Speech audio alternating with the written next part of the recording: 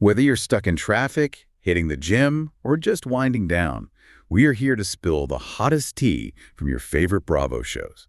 From the wildest reunions to the quietest social media unfollows, we cover it all.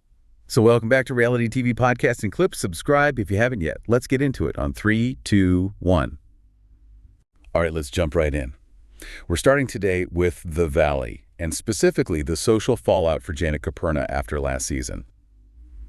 It sounds like things are, well, they're not great. Not great is putting it mildly. I mean, when asked who she's still on fighting terms with from the cast, her response was that it would be a shorter list to name who she is talking to. Wow, so the default setting is basically radio silence with almost everyone. Pretty much. That tells you everything you need to know about where the group dynamic has landed. It's not just a few disagreements, it's a fundamental fracturing of the entire cast, at least from her perspective. So who is on that quote-unquote shorter list? Well, it's interesting. The names she gave are people she has pretty established long-term connections with, mostly from outside the show's core group. She's good with Lala Kent, of course. Right, her Vanderpump Rules connection. Exactly. And she mentioned Brittany Cartwright and Michelle Sane, who we'll get to in a minute because they seem to be aligned on some reunion issues. Okay. And then, crucially, she said Sheena Shea is family. So what you're seeing is her retreating back to her original support system. The people who were there before the Valley even started. Makes sense. When the new group turns on you, you circle the wagons with your day ones. And you have to remember what this all stems from. This wasn't a petty fight over a party. This goes back to the accusation that Janet was insinuating Danny Bucco had a drinking problem. Which is a huge line to cross, especially on camera. You're not just talking about someone's behavior.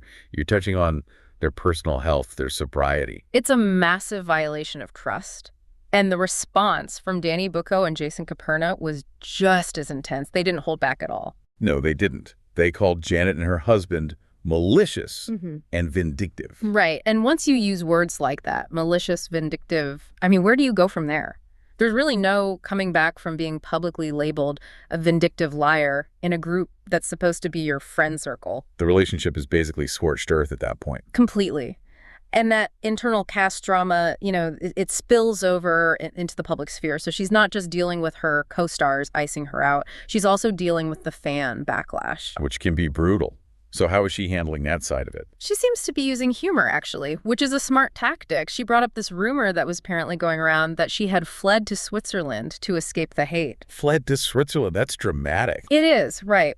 But by joking about it, she sort of deflates the whole thing. She's acknowledging how intense the pressure is, so intense that people could believe she'd literally leave the country.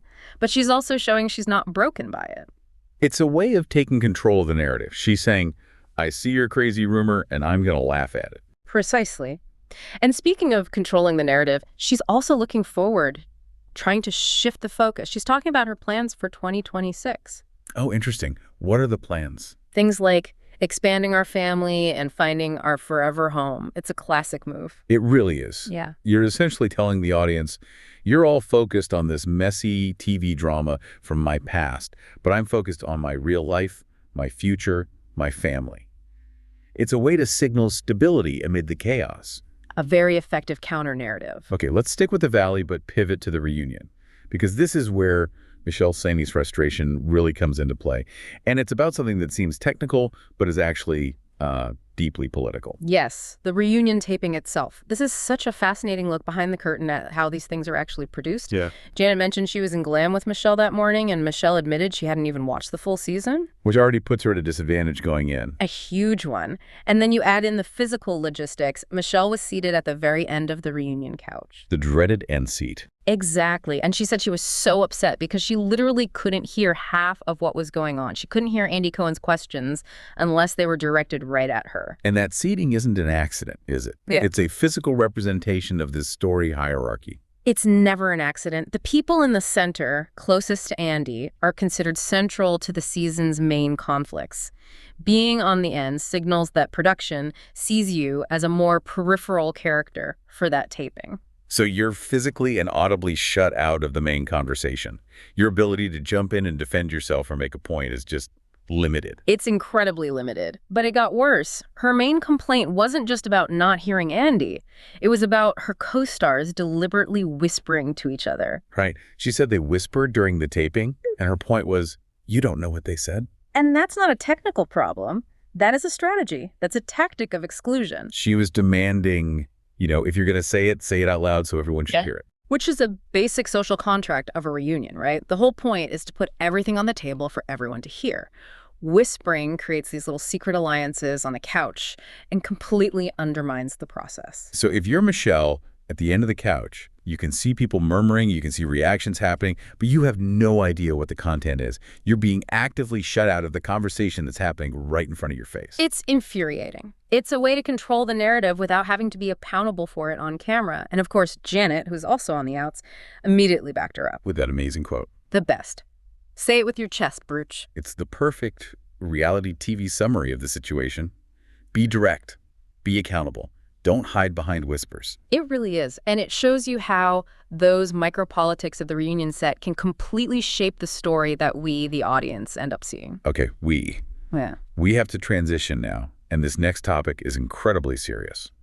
We're moving to the Real Housewives of Salt Lake City, and there are two very different but equally severe sets of allegations we need to unpack. Absolutely. We need to be very clear and deliberate here. We're shifting from production dynamics to claims involving a major health crisis cover-up and some deeply disturbing allegations of historical abuse. We're reporting on what has been made public. Let's start with the health crisis. This was brought to light by Monica Garcia in a public social media post. Yes. And the claim itself is it's shocking. She alleged that an unnamed RHOSLC cast member was taken away from a filming location in an ambulance and rushed to the ER for alcohol poisoning. She even added the detail that this person allegedly had their stomach pumped. It's an incredibly severe medical incident, but for me, the most critical part of the allegation isn't just the event itself. It's the alleged cover-up that followed. Right. This is where it gets into the mechanics of reality TV. Monica claimed that the person involved made two specific demands. Two huge demands. First, that the footage of the entire incident never be shown. And second, that the rest of the cast had to stay locked in their rooms while it was all happening. That second part is what gets me. Yeah. Locking the other women in their rooms. It speaks volumes, doesn't it? It suggests an extreme fear that someone, another housewife, maybe a crew member, would film it on their phone or witness something that would contradict the official story. It's a desperate attempt to control every single variable and suppress the narrative. Even in what sounds like a life or death situation, the immediate impulse was reputational damage control. 100%. The priority was making sure this story never saw the light of day, which tells you how devastating they believed it would be to their public image. It's an incredible level of collusion between presumably the individual and production to protect that image. And we have to talk about the context in which Monica revealed this. It wasn't just a random post. No, it was a very calculated move. She made this claim while she was publicly defending Meredith Marks. Fans were accusing Meredith of having issues with alcohol, and Monica jumped in to say, essentially, you're looking at the wrong person. She literally said Meredith wasn't the one who had the alcohol poisoning incident. It's a brilliant, if ruthless, deflection tactic. She's saying, you think this is a problem. Let me tell you about the catastrophic event that was completely hidden from you. It's a way to shield Meredith by dropping a much bigger bombshell. It's like deploying a strategic nuke to win a small battle. And it instantly cemented her position as T. Marks. Absolutely. And of course, this immediately set off a huge whodunit online. Everyone started trying to figure out which cast member it was. And Monica played into that, didn't she? She guided the speculation. Oh, she steered the ship. She came out and explicitly said it was not Whitney Rose, so she narrowed the field. But her response when people guessed Heather Gay was much more ambiguous. It was. Commenters suggested Heather, and Monica's reply was just 3 crying while laughing emojis. Which is the ultimate non-denial denial. It's not a confirmation, so she has plausible deniability, but it throws so much fuel on the fire. It does all the work of a confirmation without any of the legal liability. And then she added another layer. Someone mentioned Heather getting drunk on camera in the past, and Monica's reply was just, glass houses is all I'm saying. And there it is. That's the warning shot. She's telling that person, you have no room to judge anyone else's behavior when you have this massive secret in your closet. It's an incredibly strategic use of an alleged health crisis to settle a score and reshape the public narrative. The big takeaway here is just how far the production and cast will apparently go to hide something this serious from the audience that invests in their lives. It's a lot to process. And we have to move on to the second set of allegations related to Salt Lake City, which are, if anything, even heavier. These come from the TLC documentary, The Cult of the Real Housewife, about Mary Cosby's church. Yes, we need to be very clear again that these are historical allegations made by former church members and family members in the documentary. The claims center around Mary's Faith Temple Pentecostal Church and her husband, Robert C. Cosby Sr. The doc revisited the long-standing claim that the church operates like a cult, pressuring members for a large portion of their income. But it went much, much deeper. It did. The most disturbing new information came from Mary's cousin, Dan Cosby, and her uncle, Sam Kelly. They described something called the Brotherhood Training Meetings. What were these meetings for? They were held on Saturdays for the young boys in the church, and they were run by Robert C. Cosby Sr. and other church elders. The stated purpose was to teach us to be men. But the descriptions of what actually happened in those sessions are harrowing. They are. Dan Cosby described them as involving intense, all-day physical exercise, just relentless push-ups, running, things like that. And Sam Kelly added a detail about the boys being forced to hold heavy books out with their arms in a T form for long periods of time. Which is a classic, almost military-style punishment designed to cause extreme muscle fatigue and pain. It's about breaking you down as a means of control. But the detail from Dan Cosby that was just truly horrific was the mention of needles. I mean, it's hard to even talk about. He alleged that pins were placed under the boys' knees during exercises. The idea was that if your form faltered and your knees bent too much, you would be pricked by the pins. That goes so far beyond discipline or training. That is psychological and physical torture. It absolutely is. It's about using the constant threat of sharp, sudden pain to enforce absolute compliance. There's no other way to interpret that. You could hear the trauma in his voice as he recounted it. He also mentioned seeing an elder kick a child who couldn't complete a push-up. It just paints a picture of a really brutal environment. A deeply abusive one, all under the guise of religious mentorship. The documentary also explained how these sessions finally came to an end. How did they stop? Apparently, a young boy named Demetrius went to Robert C. Cosby Sr.'s late wife, Rosemary, who was Mary's grandmother and the actual pastor of the church at the time. Right. And Demetrius told her what was happening. He said the men were beating on them and described the use of the needles. And according to Sam Kelly, Rosemary put a stop to it immediately. So the implication is that she, the head of the church, was unaware of the severity of what was happening in these sessions run by her husband. That's the narrative presented in the documentary. But the documentary also explored more recent pain caused by the church, specifically from a congregant named Michael Enoch. Right. His daughter, Michael Enoch, tragically died in a car accident. Yes. And in the doc, they showed Michael a clip from RHOSLC where Mary is talking about the accident with Whitney, and Mary says with a smile, "Wear your seatbelt." And his reaction was just pure pain. He was devastated. He called Mary a miserable human being and said her comment felt like a direct attack on him and his family. For a grieving father to see the leader of his church seemingly make light of his daughter's death on national television, it's just a profound betrayal. And the allegations around this tragedy didn't stop there. There was a financial component, too. A deeply troubling one. Michael Enoch claimed he was told that Mary had instructed other church members not to donate to the GoFundMe he set up for his daughter's memorial service. And not just that, but that she told people who had already donated to take it back. To retract their donations. And his daughter's aunt speculated on the reason why. She suggested Mary was concerned that the money donated to the family would not ultimately go to the church. So if that's true, the church's financial interests were prioritized over supporting a grieving family within its own congregation. That's the allegation. And it fits the broader pattern of claims about financial control superseding pastoral care. When you put both of these Salt Lake City stories side by side, it's a stark contrast. It really is. You have the alleged cover-up of a very modern, immediate health crisis driven by a concern for public image. And then you have these historical claims of systematic abuse and financial exploitation that were hidden for decades. Both stories are about the desperate, extreme lengths people will go to in order to control a narrative. That is a very heavy but very necessary synthesis. We do need to shift gears now. We're heading to Beverly Hills to talk about something a bit lighter, but still really interesting from a social perspective: dating after divorce. Yes, looking at the rules of engagement for Kyle Richards and Dorit Kemsley as they re-enter the dating world. And this is fascinating because we're moving from the world of information suppression to information creation.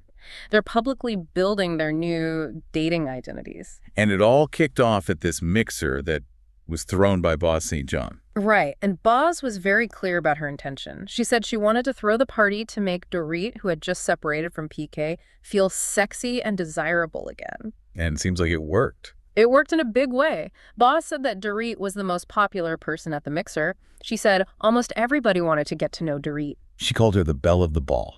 Which, for someone in the raw early stages of a public separation, has to be a huge psychological boost. It's an immediate affirmation of your value and desirability outside of that long-term partnership.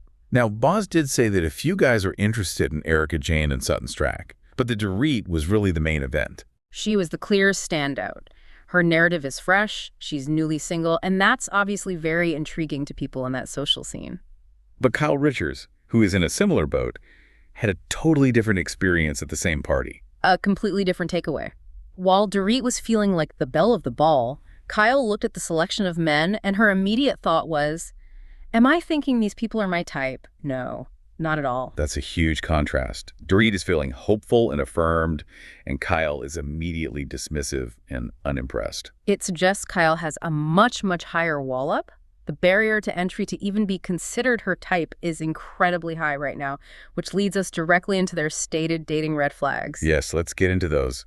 What were Kyle's big deal breakers? She had two main ones. The first is pretty straightforward. If a guy doesn't like animals, given how many dogs she has, that's just a practical lifestyle incompatibility. A non-starter. Yeah.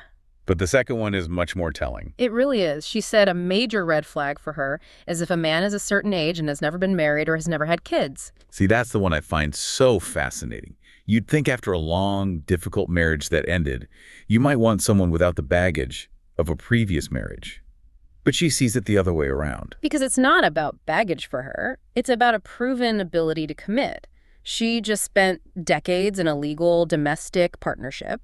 She might see a man of a certain age who has never done that as being fundamentally commitment phobic or, maybe emotionally unavailable. So she's screening for stability. Yeah. She wants someone who has already demonstrated they can handle the long haul, even if it didn't work out in the end. It's about the attempt. Exactly. She's prioritizing a proven history. Now compare that to the red flags from Rachel, Zoe, and Dorit. Theirs were much more focused on money. But not in the way you might think. Rachel Zoe's big turnoff was men who are too flashy with their wealth. Yes. She described that guy who, within the first 10 minutes of meeting you, gives you his entire financial resume. How many companies he's sold, how much money he's made, how many houses he owns. It's just tacky. It's more than tacky. It suggests that his money is his entire personality. He's using it as a tool to impress or intimidate, and she's signaling that she wants something much deeper than a balance sheet. She's looking for a person, not a portrait. Exactly. And Dorit and Boz came at the money issue from the opposite side. Stinginess. Right. Dorit's rhetorical question was so telling. She said, can you imagine if he says, let's just split it?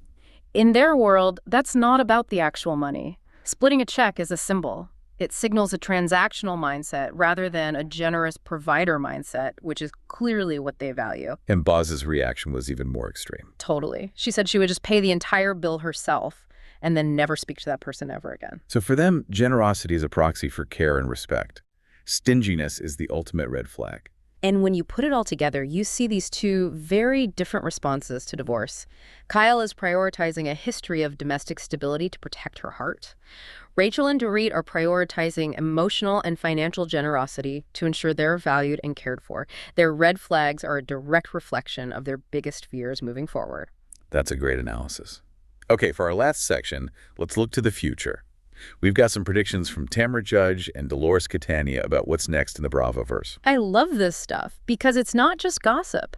When veteran housewives make predictions, they're often reading the tea leaves based on their deep insider understanding of how production thinks. Okay, first up, a prediction for the Real Housewives of Miami. Tamra said she thinks Julia Lamagova will be the most shocking exit. And Dolores' reaction was perfect. She immediately questioned if that would really be all that shocking. Right, because Julia and Martina, while beloved, bring a more stable, less chaotic energy to the show. Exactly. So an exit from her might not be shocking so much as predictable if production is looking to ramp up the drama. It could signal a desire to move Miami back toward more high-octane personal conflict and away from the more grounded storylines. Makes sense. But Tamara's other prediction is the one that could really shake things up. She predicted a return to the Real Housewives of Beverly Hills. The big one. She thinks Lisa Rinna will return. And she specifically said it will surprise people because no one will see it coming. Which is what makes it so interesting to analyze. A Rinna return would be a seismic event for that franchise. Her exit was one of the most talked about departures in years. And to understand why a return would be so surprising, we have to remember why she said she left in the first place. We absolutely have to. She was very, very clear at the time. She did not blame Bravo. She did not blame the other women. She put the blame squarely on the audience. She said the fan base ran me off that show. She said they villainized her to a point that it became unbearable. The social media hate was just too much. It was, in her telling, an act of self-preservation. She was taking a stand against online toxicity that had made her job impossible. So if Tamara is right and she comes back, what does that mean? What has changed? Well, that's the million-dollar question. It creates this really complex dynamic. If the audience had enough power to force her out, what makes her return viable? There are a few possibilities. Okay, like what? Possibility one is the simplest: money and platform. The paycheck for a top-tier housewife is enormous, and the platform is undeniable. Maybe after some time away, the financial and career incentive just outweighs the psychological cost. The pain fades, but the paycheck looks just as good. Something like that. No. Possibility two is that she negotiated some kind of protection from Bravo, maybe a more favorable edit to ease her back in. But the third possibility is the most interesting, I think. Which is? That a return fundamentally rewrites the story of her exit.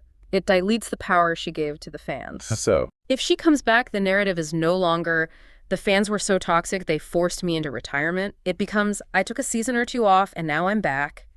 It reframes her exit as a strategic hiatus, not a defeat. So it was a negotiation tactic all along. It could be seen that way. And from Bravo's perspective, if ratings or the general energy of the show has dipped since she left, they might see her return as the ultimate storyline. The return itself is the drama. It suggests that the need for a chaotic, ratings-driving star ultimately trumps any concerns about the fan-star relationship. It's a calculated risk that the drama she brings is worth any potential backlash. Exactly. It's a huge statement about where the franchise's priorities really lie, with guaranteed high-stakes conflict. All right, one last prediction to wrap up with, this one about the Real Housewives of New Jersey. Dolores Catania was asked about the truce between Teresa Giudice and Melissa Gorga. The feud that has fueled that show for a decade. And Dolores was asked if she thinks the peace will actually last this time. And her answer was just so perfectly Dolores, so pragmatic and so over it. She just responded with a rhetorical question. What's left to fucking fight about? I mean, it's perfect. It's not a prediction based on hope or any belief that they've had some profound emotional breakthrough. No, it's a prediction based on pure logical exhaustion. That's it, exactly. He's saying that after more than a decade, every single accusation, every betrayal, every family secret has been brought out, dissected, and weaponized. There is literally no new material. The well is dry. Completely. The dramatic resources have been fully depleted. So the truce holds not because of forgiveness, but because of narrative surrender. There's just nothing left to say. And that is a fascinating, if slightly bleak, way to look at conflict resolution on reality TV. So to recap our deep dive today, we really covered the whole spectrum. We did. We started with the micropolitics of production on the Valley, with Janet Caperna's social isolation and Michelle Saini's fight against the reunion whisper campaign. Then we moved into the incredibly serious allegations surrounding RHOSLC Monica Garcia's strategic reveal of an alleged alcohol poisoning cover-up, and the deeply disturbing historical claims of abuse from the TLC documentary on Mary Cosby's church. From there, we went to Beverly Hills and decoded the post-divorce dating red flags, with Dorit being celebrated as the belle of the ball, while Kyle prioritized a history of commitment above all else. And we finished by looking at the future, analyzing Tamara's prediction of a Lisa Rinna return as a major power play between a star, the network, and the audience she once claimed had run her off the show. And when we look at all these elements together, the secrecy around an alleged hospitalization, the historical suppression of abuse claims, and the strategic filtering of dating standards, we see a serious tension. Cast members must constantly hide the ugly realities of their lives while simultaneously revealing shocking, often manufactured drama for the cameras.